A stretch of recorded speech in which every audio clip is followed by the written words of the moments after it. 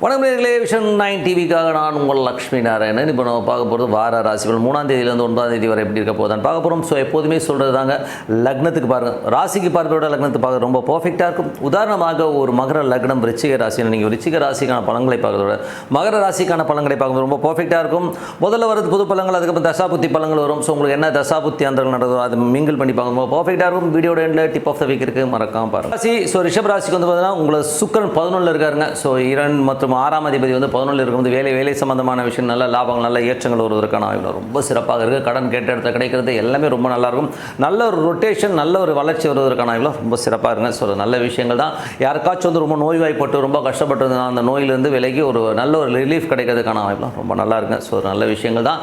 அதுக்கப்புறம் பார்க்கும்போது உங்களது 2 மற்றும் 5ஆம் அதிபதியான புதன், ஸோ அவர் வந்து பார்த்திங்கன்னா உங்களுக்கு வந்து 9 இருக்கும்போது குழந்தைகள் விஷயங்களுக்காக கொஞ்சம் வந்து பிரயாணம் பண்ணுற மாதிரி விஷயங்கள், குழந்தைகளோட படிப்பு சம்பந்தமான விஷயங்களை பிரயாணம் பண்ணுறதுக்கான வாய்ப்பு இருக்குது. சில பேர் ஆன்மீக சுற்றுலா போகிறதுக்கான வாய்ப்புலாம் ரொம்ப சிறப்பாக இருக்குது. அதுக்கப்புறம் பார்க்கும்போது உங்களது 3ஆம் அதிபதியான சந்திரன், ஸோ 3ஆம் அதிபதியான சந்திரன் வந்து 11 இருக்கார் வாரத்தின் முற்பது. ஸோ திங்கள் செவ்வாயில் நல்ல லாபங்கள், நல்ல ஏற்றங்கள் இருந்தாலும் புதன் வேலையில் சின்னதாக வந்து கொஞ்சம் செலவுகள் இருக்கும், கொஞ்சம் அலைச்சல் இருக்கிறதுக்கான அதுக்கப்புறம் எல்லாமே சிறப்பு தாங்க.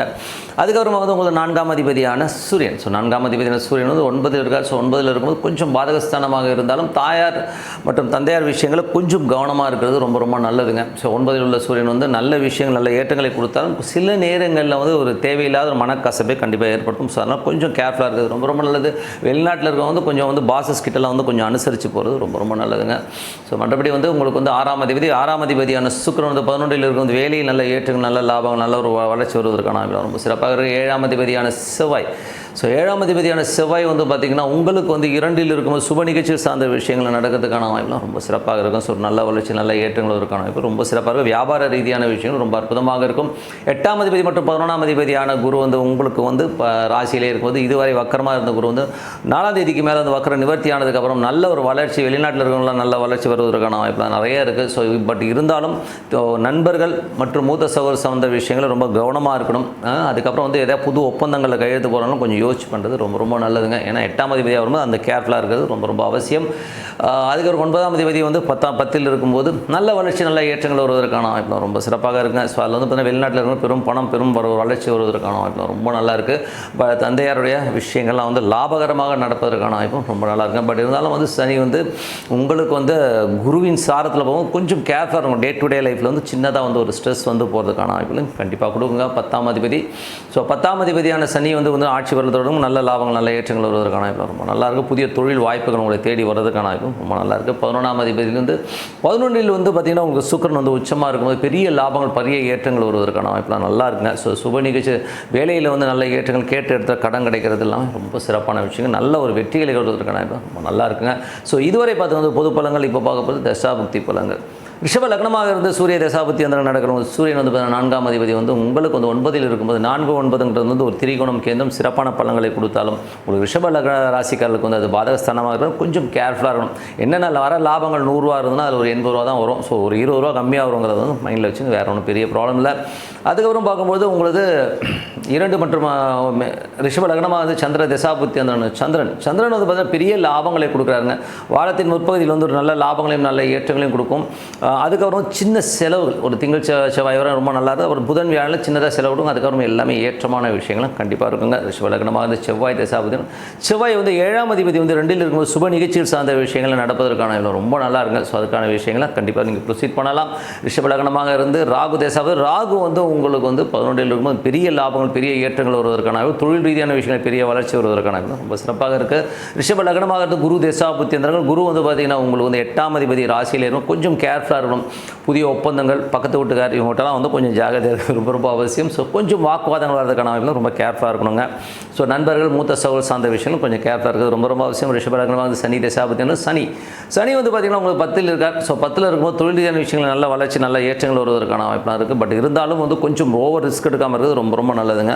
ரிஷப லக்னமாக வந்து புதன் தசாபுத்தி, புதன் வந்து பார்த்திங்கன்னா உங்களுக்கு 9 இருக்கும்போது வெளிநாடு சார்ந்த விஷயங்கள் ரொம்ப சிறப்பாக இருக்கும். குழந்தைகளுக்காக வந்து வெளிநாடு போகிறதோ ஒரு வெளியூர் போகிறதுக்கான வாய்ப்புகள் நிறைய நிறைய ஏற்படுத்தும்.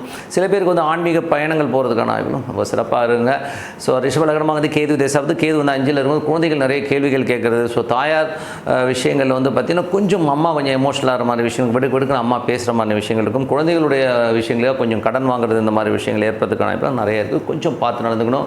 அதுக்கப்புறம் ரிஷப லக்னமாக இருந்து சுக்கிர தேசா பார்த்தீங்கன்னா சிறப்பான பலன்கள், வேலை ஏற்றங்கள், நல்ல லாபங்கள், பெரிய ஒரு பணம் வருவதற்கான ரொம்ப சிறப்பாக இருக்கும். ஸோ நல்ல விஷயங்கள் நல்ல மாற்றங்கள்லாம் வரணும். ஒரு பிரார்த்தனை அவசியம். மனதார இறைவனை பிரார்த்தனை பண்ணும்போது கண்டிப்பாக அடுத்த லெவல் போகிறதுக்கான ரொம்ப சிறப்பாக. ஸோ டிப் ஆஃப் த வீக்கில் நம்ம இப்போ பார்க்க போகிறது வந்து பார்த்திங்கன்னா மகா கும்பமேளா. ஸோ மகா கும்பமேளாங்கிறது வந்து பார்த்திங்கன்னா 4 ஆண்டுகளுக்கு ஒரு முறை, 6 ஆண்டுகளுக்கு ஒரு முறை, 12 ஆண்டுகளுக்கு ஒரு முறை. அதுக்கப்புறம் பார்த்திங்கன்னா 144 வருஷத்துக்கு ஒரு முறை வந்து மகா கும்பமேளா. ஸோ இப்போ வந்து மகா கும்பமேளா நடந்துகிட்ருக்கு. கிட்டத்தட்ட ஏகப்பட்ட அந்த உத்தரப்பிரதேசத்தில் பார்த்திங்கன்னா எங்கே பார்த்தாலும் மனித தலையாக இருக்கிற மாதிரி விஷயங்களே பண்ணி வச்சுருக்கதும். 3 நதிகள் சங்கமிக்கிற ஒரு இடத்துல வந்து நம்ம குளிக்கணும். குளித்தா அன்றைக்கி வந்து நமக்கு வந்து ஒரு நல்ல மோட்சம் கிடைக்கும். அன்றைக்கி வந்து குளிக்கிறவங்களாம் நல்லவனாக மாறிடுவான் அப்படிங்கிற எண்ணங்கள் வந்து எல்லாருமே பாவம் போயிடும்னு சொல்லிட்டு ஓடி போய் குளிக்க போயிருக்காங்க. அதில் வந்து பார்த்திங்கன்னா இதில் வந்து ஒரு பெரிய வியாபாரமும் இருக்குது. ஸோ ஒரு ஆன்மீகம்ங்கிறது வந்து அரசு சம்பந்தமான விஷயம் வந்து ஒரு பெரிய லாபமாக இருக்கிறதுக்கு ஒரு யூட்டிலைஸ் பண்ணிப்பாங்க. அந்த காலத்துலலாம் வந்து ராஜாக்கள் வந்து என்ன பண்ணுவாங்கன்னா, ஒரு நிதி நமக்கு நெருக்கடி இருக்குது, நமக்கு வந்து பணம் சரியாக வரலன்னா ஒரு பெரிய ஆன்மீக கோயிலை கட்டுவாங்க. அந்த கோயிலில் வந்து எல்லோரும் கொண்டு வந்து காசை கொட்டிடுவாங்க. ஸோ அந்த மாதிரி தான் இதுவும். இது வந்து பழங்கால கதையை ஒன்று சொல்கிறாங்க. என்ன கதை சொல்கிறாங்கன்னா, அந்த அமிர்தத்தை எடுத்துகிட்டு வரும்போது அப்படி சிந்தும்போது ஒரு 3 இடத்துல விழுந்துருச்சு. அந்த 3 இடத்துல வந்து விழுந்த இடம் தான் அந்தந்த இடம். ஸோ பிரயாகு இந்த மாதிரி இடங்களில் வந்தெல்லாம் விழுந்திருக்கு. அந்த 3 இடம் பார்த்திங்கன்னா எல்லாமே நார்த் இந்தியா தான் வந்து. சவுத் இந்தியாவில் ஒரு கோயிலில் கூட இல்லையே, ரொம்ப கஷ்டமாக இருக்குல்லங்க. ஸோ அதை வச்சு தான் வந்து இவங்க மகாமகம் அந்த குருவும் சூரியனும் வந்து ஒவ்வொரு இடத்துல வந்து மீட் ஆகிற இடத்த வந்து மகாமகமாக கொண்டாடிட்டு வராங்க. பட் இருந்தாலும் இது வந்து ப்ராக்டிக்கலாக வந்து இது வந்து எஸ்ஸா நோவா, இது வந்து பலன் கொடுக்குமா கொடுக்காதாங்கிறது தான் நம்மளுடைய கேள்வி. ஸோ மகாமகம்ங்கிறது வந்து நீங்கள் சொல்கிற மாதிரி 144 வருஷத்துக்கு ஒரு வாட்டி சூப்பராக இருக்குன்னே வச்சுப்போம். நான் இல்லைன்னே சொல்ல, நான் அதுக்கு எதிரான ஆளே கிடையாது. பட்டு போகிற அத்தனை கோடி பேர்களுக்கும் பாவம் போயிடுமா? யோசிச்சு பாருங்கள். அதெல்லாம் போகவே போகாதுங்க. நீங்கள் பண்ண கர்மாக்களை நீங்கள் தான். இப்போ சாமிக்கிட்ட போயிட்டு நான் முக்கூடலில் போய் குளிச்சுட்டு வந்துடுவேன், குளிச்சுட்டு வந்தால் எல்லா பாவமும் போயிருங்கிறது எவ்வளோ அம்பக்கான விஷயம். கர்மாங்கிறது வந்து நீங்கள் வந்து நிறைய கர்மாக்கள் இருக்குது. சிலதை அனுபவித்து தீர்க்கிற கர்மா இருக்குது. அகோரிங்கெல்லாம் வந்து அங்கே நிற்கிறாங்க. ஸோ அவங்களாம் பெரிய ஆளுங்க, ஞானிகள். ஓகே, அவங்களுக்கு ஓகே. நீங்கள் ஏங்க போகிறீங்க? அவ்வளோ கூட்டம், அவ்வளோ கோடிக்கணக்கான ஒரு கக்கூஸ் வசதி கரெக்டாக இருக்காது, தண்ணி கரெக்டாக இருக்காது. நம்ம போயிட்டு 30 பேர் செத்து போயிட்டான். இந்த நெருக்கடி தேவையா? யோசிச்சு பாருங்கள். எங்கள் பக்கத்தில் எவ்வளோ பெருமாள் கோயில் வந்து விலைக்கேற்ற முடியாமல் இருக்குங்க. அங்கே ஒரு எண்ணெய் வாங்கி கொடுக்கலாம். பக்கத்தில் எவ்வளோ ஐயருங்க கஷ்டப்படுறாங்க. அங்கே போயிட்டு அவனுக்கு ஒரு 10 ரூபா போடவே மாட்டான். அந்த 1 ரூபா 2 ரூபா போடுற கேஸை நான் இன்றைக்கும் பார்க்குறேன். 1 ரூபா 2 ரூபாய்க்கு என்னங்க வாங்க முடியும்? மகாமகத்தில் போயிட்டு அவ்வளோ செலவு பண்ணிக்கிட்டீங்க. இந்த ஃப்ளைட்லேயும் ட்ரெயின்லேயும் போயிட்டு. நான் ஜோதிடன், சாமி இல்லைன்னு நான் சொல்லவே இல்லை, ஓகேங்களா? அதே மாதிரி நான் ஆன்மீகத்துக்கு வந்து எதிரானவன் கிடையாது. மகாமகம் முடிச்சாலும் அங்கே முக்கூடல் இருக்க தான் செய்யும். இதை பற்றி வந்து ஓஷோ வந்து ஒரு இடத்துல சொல்லியிருக்காருங்க. அங்கே வந்து ஒரு பர்டிகுலர் டைம், நல்லா புரிஞ்சுங்க, இவங்க வந்து 1 மாதம் நடத்துகிறாங்க இல்லையா, அந்த 1 மாதம் ஃபுல்லாக பவர் இருக்காது. அந்த பர்டிகுலர் 1 நிமிஷம் தான் இருக்குமாங்க. அந்த கிரக நிலவரங்களும் அந்த நட்சத்திரம் கரணம் எல்லாம் ஒன்று சேர்ந்து வர்றது ஒரே 1 நிமிஷம் தான் அந்த இடத்துல இருக்கும். அந்த முக்கூடெல்லாம் அந்த பவர்ஸ் இருக்கும்.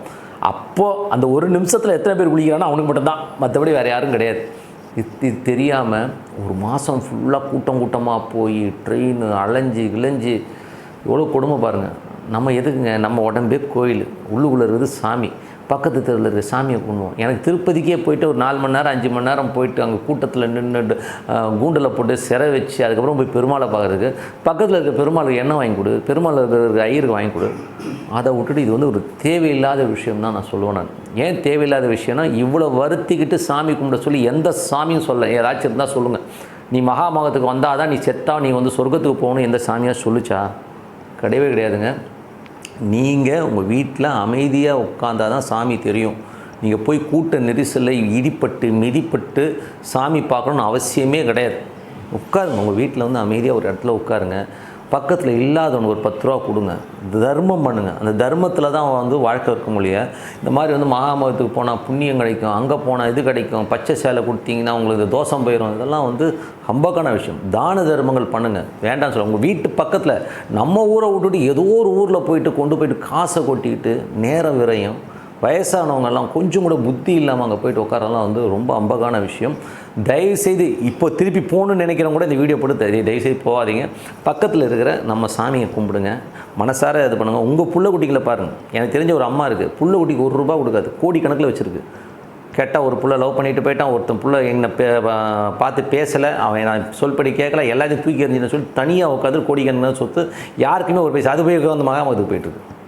இங்கே பாவம் அந்த பிள்ளைங்கள்லாம் வந்து கஷ்டப்பட்டுருக்கு. நம்ம பக்கத்தில் பெருமாள் கோயிலுக்கு வந்து விளக்கேற்றது கூட எண்ணெய் இல்லை, ஈஸ்வரன் கோயிலை பார்க்குறதுக்கு ஆள் இல்லை. இந்த மாதிரிலாம் இருக்கும்போது அதெல்லாம் விட்டுட்டு இவங்க போய் எங்கேயோ இருக்கிறது. கண்டிப்பாக உள்ள பக்கத்தில் இருக்கிற சாமி தான் உங்களுக்கு கை கொடுக்கும். என்றைக்குமே சாமி கும்பிட்றது 1 கிலோமீட்டர் 2 கிலோமீட்டருக்குள்ளே இருக்கிற சாமியை பிடிங்கன்னு தான் சொல்லிவிட்டு உங்களிடம் விடைபெறுவது உங்கள் லக்ஷ்மி நாராயணன். நன்றி, வணக்கம்.